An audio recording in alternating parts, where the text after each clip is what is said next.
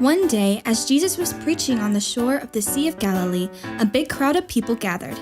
As the crowd grew, the people pressed closer and closer to Jesus. Jesus saw 2 empty boats at the water's edge. The fishermen had left and were washing their nets. Jesus stepped into one of the boats. It belonged to Simon and his brother Andrew. Simon? Don't you mean Peter?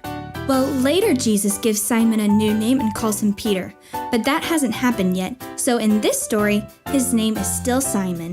Got it. So where were we? Oh yeah, Jesus asked Simon to take him out on the water away from the shore.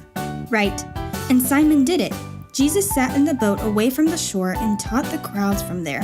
When Jesus finished teaching, he said, "Go out where it is deep and let down your nets to catch some fish." We worked hard all night and didn't catch a thing, but if you say so, I'll let down the nets again.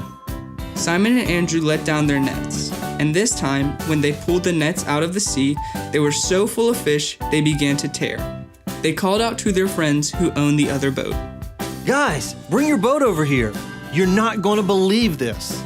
James, John, and their father Zebedee brought their boat over.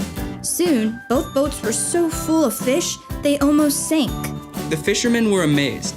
They knew Jesus had performed a miracle right in front of them. Simon fell to his knees. He was in awe.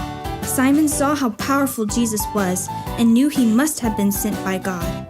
Oh Lord, please leave me. I don't deserve to be near you. I have disobeyed God. Don't be afraid. From now on, you'll be fishing for people.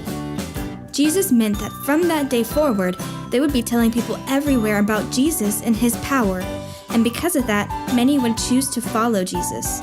When they got back to shore, Simon and his brother Andrew decided to follow Jesus.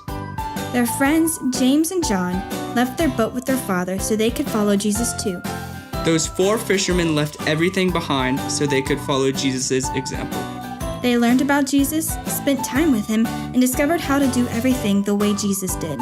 And that's how Simon, Also known as Peter, along with Andrew, James, and John, became Jesus' very first disciples.